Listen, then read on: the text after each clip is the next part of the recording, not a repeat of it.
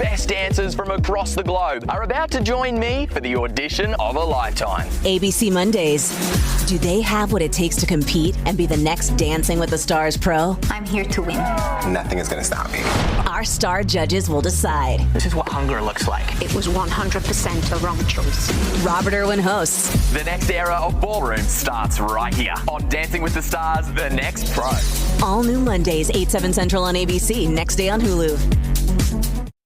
This summer, Prime Video takes you back before Legally Blonde, before law school, and into the world of Elle Woods in high school. Set in 1995, this Gemini vegetarian knows exactly who she is until her family moves from Bel Air to Seattle. Packed with iconic fashion, 90s nostalgia, and a throwback soundtrack, Elle proves one thing. Law school was hard. High school was harder. From the world of Legally Blonde, watch Elle, a new original series only on Prime Video. Watch now. This episode is brought to you by Google. Innovation is deeply ingrained in America, and Google is helping Americans innovate in ways both big and small. There are hundreds of thousands of skilled trades roles across the U.S. waiting to be filled. To help close this gap, Google is expanding its skilled trade support to help train more than 300,000 American workers across more than 20 states. This is a new era of American innovation. Learn more at grow.google/skilled trades.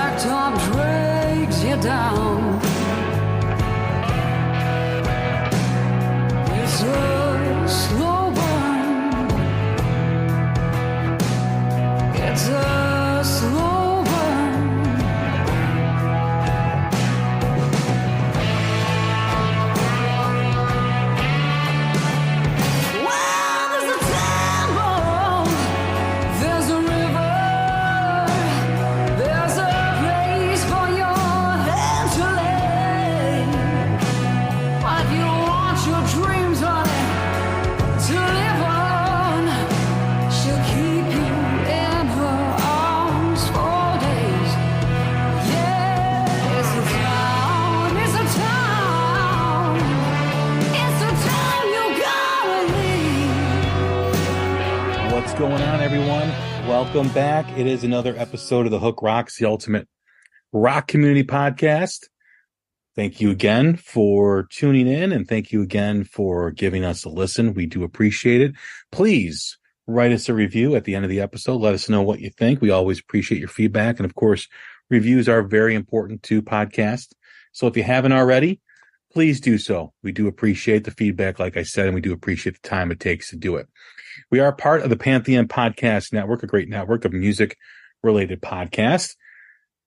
Man, it is so awesome to announce that Pantheon is the official podcast platform for Metallica. So you can catch Metallica's podcast on Pantheon and check out all the information, all the shows that they do, and plus all the other shows that we have too as well on that platform. There's something for everyone. From a great Kiss podcast at Shout Out Loudcast to my friends Mac and Action Jackson on the Ugly American Werewolf in London podcast and so many others. So please check that out. Follow them on all social media platforms on Twitter, Instagram, and Facebook at Pantheon Pods, as well as pantheonpodcast.com. And you can also follow us on those same three platforms at The Hook Rocks, as well as Threads. As I've mentioned before, I keep saying that one day I'll do it. I'll figure out Threads, but right now, the fact that they don't have a desktop version where I can type and post like I do on Twitter, it's going to be a bit before I get the hang of it, because I just don't like typing on a phone, because I just always misspell things and it's just a train wreck. So, but please check us out on those platforms at The Hook Rocks and follow us, like us, whatever you need to do on the podcast platforms that you do choose, whether it's Spotify, Apple, Amazon, Google, Odyssey, Pandora, Overcast, whoever it is. Make sure you subscribe and follow, and you get all the latest episodes right to your phone if you set your app to automatic download. So we've had some tremendous episodes. Like I mentioned on some previous episodes, we celebrated our 4-year anniversary show with Nita Strauss, the legendary guitar player from Alice Cooper. She absolutely shreds. We also welcomed Dax Nielsen for our 500th episode, a great story that Dax has as to how he ended up in Cheap Trick. And it's not what you think. There was no position given to him in the band on a silver platter. He had to actually work for it. And it talks about his own struggles of moving out to LA and splitting a burrito from making it 2 meals and sleeping on a floor. So I think you'll appreciate the steps he took and the hunger that he had in order to become the musician he is today and in the position as the drummer of Cheap Trick. So please check out those 2 episodes. We've had some fantastic shows lately. I always say that. I always like our shows. Obviously, I'm the host. But please check out some of the things that we've done recently. We just had Aaron Coburn and Leilani Kilgore on the show talking about the Fire and Frets tour that's going to be hitting cities across the country. 2 great up-and-coming artists, 2 great phenomenal guitar players. Go check them out. You know, compared to the prices that Live Nation and Ticketmaster are charging for these big events, you can go see great rock and roll for a fraction of the cost. Walk away satisfied. They'll be at the merch table. You get to meet them, sign the CD, buy a T-shirt, shake their hand, whatever happens. You don't get that with the big bands, and there's that connection. And I promise you, once you start to follow some of these independent bands and these up-and-coming bands, you become so loyal to their cause and wanting them to succeed that you kind of tune out the legacy artists that you've been listening to for decades. I do. I still listen to my Zeppelins and my Van Halens and my Rushes and all those other great artists, but I love hearing a new perspective and I love hearing the new music that's out there today. So check out the episode with Aaron Coburn and Leilani Kilgore. We also had Miljenko Matijevic from Steelheart. What a touching story and a discussion that I had with Mili on his recent near-fatal stroke that almost ended in tragedy, and how he's been recovering and the perseverance and what he's doing now. He talks about some projects that he has. He just had an independent film released and had the premiere last week. So that was huge for him. He's also going to be performing more. He just did a show at the Rainbow with Slaughter, and I think Robbie Krieger from The Doors jammed with him on stage. So very, very good interview. Really enjoyed it. Speaking of great interviews, what can I say about the Damon Johnson discussion that we just had? Damon put together the reunion for Brother Kane. It's going to be touring here this fall. Talked about that. He talked about being in Lynyrd Skynyrd and Thin Lizzy and just his path in his music journey that is so interesting and so great that I think you'll enjoy it. We also did our live album review that we do quarterly of the legendary Motorhead live album, No Sleep Till Hammersmith. Enjoy that with my partner that does these shows with me, Rob in the Hood. You can find him at the Recidivists on Twitter. Nick Perry, the interview with him has gotten such great feedback, such a great discussion. I always like when I can get deep with artists like Nick and Miljenko and Damon too as well, and really touch on that human emotion that oftentimes in interviews you don't really get. So I hope you enjoy these interviews that we've been doing. Some of the stuff that we've done previous this year, we've had Julia Lauren from the Foxies on a New Music Spotlight. We had Juliana Amaral from the band Band Inc. Expecting great things from Band Inc., so check them out. We had Rebecca Potzner, the great legend PR publicist, who's building something with Banded PR. It's a great website. They're doing a lot of great things, a lot of young people involved, and like to see that, really promoting young artists and young bands, which I love to see. So check out that discussion. Really enjoyed it. We had our top albums from April through June. which is always a great episode with my friend Chris. We welcomed the All Things Blues and Southern Rock Boys to the show, Brian and Jason. Always a good time having them. Jason and I really can take things up a notch when we talk. We've been told we need a chaperone whenever we do a show together. Skylab, our resident audio professor, talked about Expona, the Audio Expo North American convention that took place in Chicago. What's ahead for audio? Lots of great stuff too. Christine Eagle, of course, our music business insider, talking Chat GPT and artificial intelligence and the impact that it's going to have on the industry. And of course, some other great episodes too. Jax Hollow, great up and coming artist. George Lynch, Kip Winger, Jared James Nichols, Scott Gorham, and Don Jameson on the same show. Man, it's just been a whirlwind. Rick Nielsen. So check out all these great shows from this past year. I can't believe we got 3.5 months left in 2023. And I will be traveling to Texas. By the time you're listening to this, I'll be either at the airport or I'll be wheels up on the way to Dallas to check out this great festival that my friend Fossil Man, his name is Rich, and he's been on the show before. He put together this young up-and-coming band festival that supports a great cause called Sweet Relief, which you should check out. Sweetrelief.org is the website. But man, he's got Leilani Kilgore, who just slays live. I saw her open up for Buddy Guy. She's just absolutely incredible. I saw her out in Nashville, Tennessee during the Rockin' Pod weekend. Some bands that I've never seen before, but I've had on the show. Blackheart Saints, great band out of Austin. Christian Shields, another great band out of Austin. Looking so forward to seeing these two bands. Christian Shields, one of my favorite albums of 2021. I believe it was 2021 or 2020. It's been a while, but man, his last record just absolutely kills. Blackheart Saints, just another phenomenal band too as well.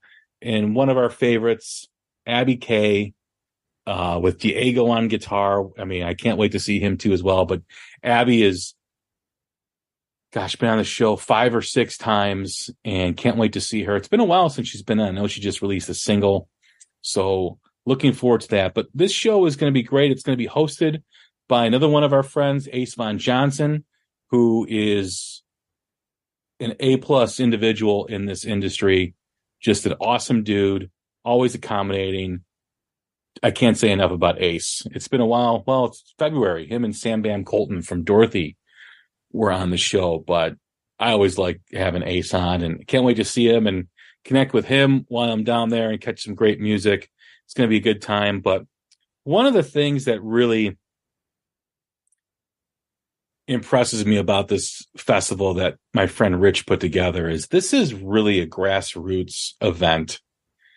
And I'm so thankful that he's doing it. And I know there's some things that are in discussion here in Chicago with myself and another friend of mine, Chris. You call him Chris McGee. You can follow him at USA@NA Chris, or as he likes to say, USANA Chris, which sounds like a yoga studio, but whatever. This is really a grassroots campaign, like I was saying, where here's a fan of music, a fan of these up-and-coming bands who puts together this festival with 4 up-and-coming artists, invites Ace out, invites me out to do this, and finds a cause like Sweet Relief to kind of all bind this show and bind these artists together. There's going to be a silent auction too as well. I just love it. I love the fact that he did it, and I'm so happy to be a part of it, so happy to be invited to it. And hopefully we can get something off the ground here in Chicago and Milwaukee coming in the spring. And we're going to see what we can do. But that's going to be another grassroots effort here. And hopefully we can kind of network and connect these two with what we're doing, with Rich out in Texas and hear what we're doing in Chicago and hopefully Milwaukee.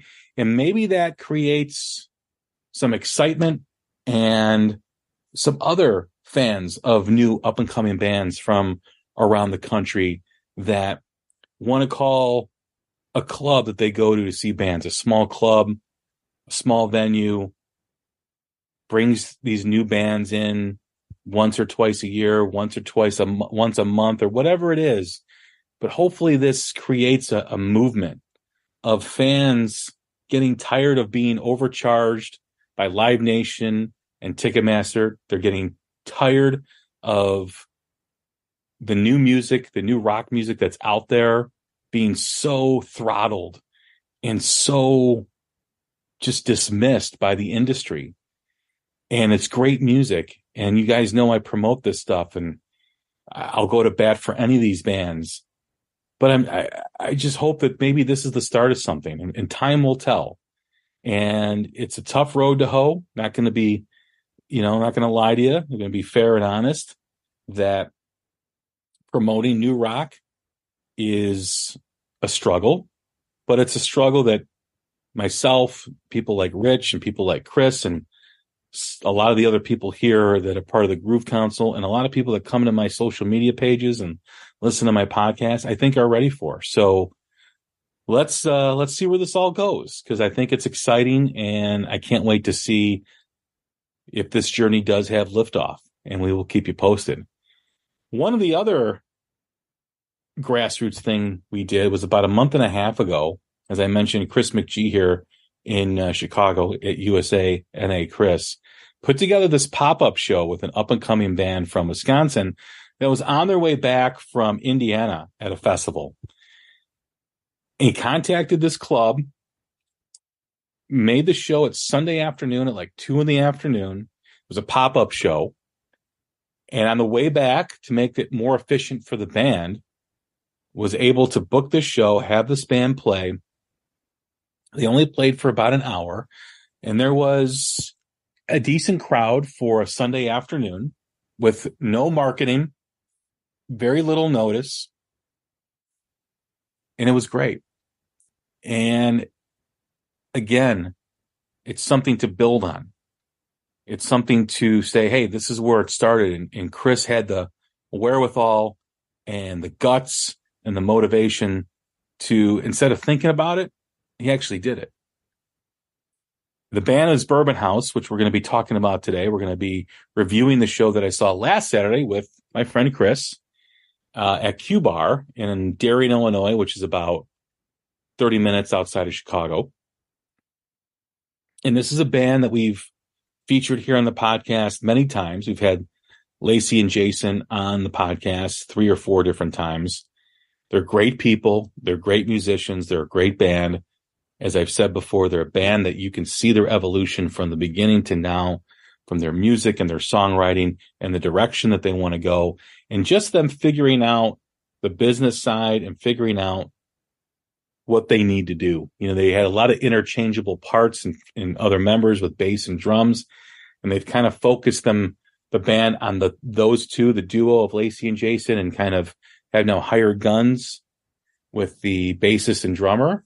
And maybe they work out long term, whoever they get in there. Maybe they don't, but I'm glad that they're continuing to move forward, because, as I said, their music just keeps getting better. With their last album, the 4th album, uniquely titled, but they have another album on the way, which I'm excited. Hopefully that drops. I don't know if it's going to drop this year or early part of next year.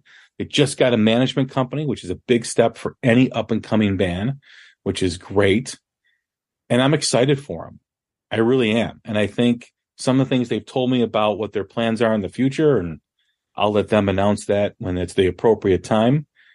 I'm excited for it. I think it's the right move for them to take that next step, because I think that there's a lot of talent there. There's a lot of tenacity. There's a lot of hard work and willingness to do the grind. And as I mentioned before in this show, this is a band that you root for. This is an independent artist that you want to see succeed, because they love doing what they do. And I'm sure at times it's frustrating. I'm sure at times they don't know where this is all going, but they continue on because they have the passion and the love for what they do. So we had this great pop-up show at Brower House in Lombard, Illinois, which is another suburb of Chicago, which is a great club right off the highway. And they played at Q Bar last Saturday. They did a great set list, and let's get into it. First of all, as I say, they keep getting better with every show that I see them play. Just the musicianship, the tightness, the synergy with each other. It really is top notch. And again, I always enjoy seeing them. They started off with their song Music in Your Bones, which is a great way to kick off a show, into Bad for Me, which is I absolutely love, and Too High to Care, which is one of their first songs that they had and one of the first songs that I got exposed to. They did play Slow Burn, which they do know is my favorite song by them, and I've never seen it live, and I had the opportunity to see them in the winter. I think it was January at some point, where they were playing with Jared James Nichols up in Milwaukee, which is only about an hour and 10 minutes from me. And of course, it's a snowstorm, and I'm driving up there, realizing that I'm getting too old for this shit, but whatever. So it took us like 3 hours to get up to Milwaukee because of the snow. Missed Bourbon House. I got there like last song as they were finishing up. They played Slow Burn because they knew I was coming and they know how much I like the song. And I was so pissed that I missed it. So I saw them at the pop-up show a couple weeks ago or 6 weeks ago. And then here at Q Bar, and they played it. And it sounds amazing live. It sounds so good. One of their best songs off their third album. And you should check it out. If you have Spotify or any streaming service, check out the song Slow Burn. Just a wonderful tune. After that, they went into 6,000 Miles, which is another great song. Villain, which another one just kills live. Love is a Killer really goes over well. And they did a cover. I don't think I've ever seen them do a cover. They may have done some cover at Joliet in some small bar 2-3 years ago, I want to say. And I think it was their first performance in the Chicagoland area. They had just booked this show. I drove out there. It was a class reunion for some high school. I don't know if it was Joliet Catholic or one of the high schools in the Joliet area. If you're not familiar with Joliet Catholic is a big-time high school football program. It's produced a lot of NFL players, one of them being Mike Allstott, who used to play for the Buccaneers and played for Purdue. They're also known for prisons. They've got like 2 prisons and a jail. And it's where, if you've ever seen Blues Brothers, when Joliet Jake walks out of prison in the beginning scene, that is the prison that's in Joliet. That's the old prison that I think is used now as like a museum, and there's like a haunted house there during Halloween. There's still 2 other prisons. That's the old one, but a lot of bands who come in and play the Forge, which is the venue in Joliet, take the opportunity to get a photo op with them in front of that wall that Joliet Jake walks out of the original Joliet prison. So Statesville prison is probably the most known prison that's there. And it's also known for like steel mills. So there's a reason why we call it Joylet here in Chicago, but it was good to see that first show. But I think they did do some covers at that performance. I'm trying to remember what exactly they did, but it was cool to see rock and roll. Led Zeppelin, of course, my favorite band, and I'm very touchy on anyone that covers Led Zeppelin, just because I think most artists can't and most artists shouldn't, but they killed it, and Lacey definitely has the range to sing that song, and she did a wonderful job, and Jason did a wonderful job on guitar, and their bassist and drummer really held it down too as well. And it was cool to see them do a cover, because I don't remember the covers they did at that Joliet show, but it was kind of cool for them to have this classic Zeppelin song, rock and roll, in that. High Road Gypsy came next. I love this tune. It's got such a great vibe to it. It's like Linda Ronstadt meets the Black Crowes. And Linda Ronstadt was really big in the 70s. The Eagles were her backup band. The people, the guys that eventually formed the Eagles were her backup band. And it's just got that flow, and it's got that attitude of the Black Crowes, right? It's kind of a cool mix that I really enjoy. Out for Blood is just a great tune as well. Just a total rocker. Dead in the Water, fantastic song. Resonate, another single that they released that I'm a big fan of. Great guitar solo by Jason into 20 to Life. And then Devil on My Heels, another ripper that they got. And that song just absolutely slays too as well. So another great performance. Again, got to chat with both of them after the show. I'm very happy they found a management company. I'm very happy that things seem to be moving along, getting better gigs, getting paid better for their gigs, which is the name of the game with a lot of these up and coming artists. They've got some new designs on their t-shirt. They had a really cool design that I got to order online that I really, really like. Lacey was saying how she designed both the shirts. She did a wonderful job. Looking forward to the new album and looking forward to more performances in Chicago. So yeah, they're going to be playing, I think, at Reggie's, which is downtown, which I think is their first gig in the city. And Reggie's is a cool place. I've seen Tyler Bryant there. I've seen Winery Dogs. I've seen Richie Kotzen solo. I've seen plenty of shows at Reggie's, and it's a great place. It's really cool in the summer. In the wintertime, with the Chicago cold, it can be rough. But yeah, I'm really excited for them. There'll be more details about that show here, I'm sure, on their social media coming soon. But from what I know and who's involved with the show, that's going to be a killer lineup and a killer show. So I can't wait. And that does it for the review of Bourbon House at Q Bar on Saturday, September 9th. I hope you enjoyed it. Again, check out Bourbon House. All their links will be in the show notes. And follow them, subscribe to them, whatever. Check out their music. If you like blues-based rock, you like good singer-songwriting, they're a great band to watch grow, watch evolve, and enjoy their music. And as I said, from the point where I got involved, I shouldn't say involved, but from the point where I first saw them, which was up in Wisconsin, gosh, I forget when that was. It was so long because of the pandemic. It just screws up my memory a little bit. I think it screws up everybody's memory. But from that moment I saw them in Wisconsin to now, it's like two different bands, and they keep getting better. Their performances keep getting better. Lacey, to me, is one of the best singers in new rock and the up and coming bands and artists that are out there. And Jason is a sneaky good guitar player. Like, he lays down some riffs where you're just like, man, that is killer. His leads are strong. His leads are really cool and unique. He really tries to, the band tries, or Lacey and Jason really try to really make every song unique. And that's a credit to them. They don't want to sound like everybody else.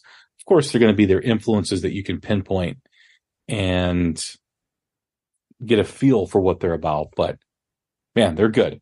And I hope the best for them. I can't wait to see what's in store here in the future. But I hope you enjoyed this review. Hope you enjoyed another episode. I will tell you that, man, I've been busy. After taking the summer off here, I have been booking shows left and right. In the next 6 weeks for this podcast are going to be some top-notch shows with some interesting guests, a lot of first-time guests that we're going to be having on.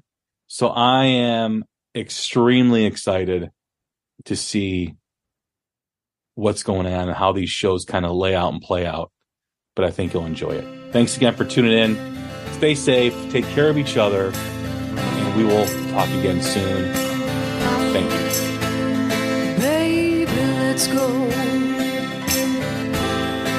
You and me, let's go. We're gonna hit that high road. You and me, baby, let's go.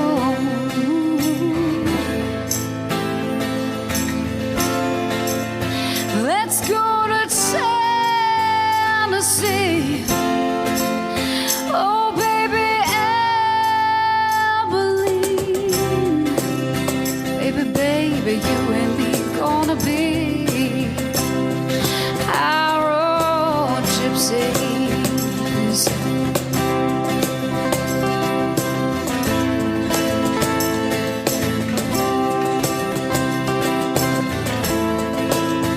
Oh, baby, let's go. Don't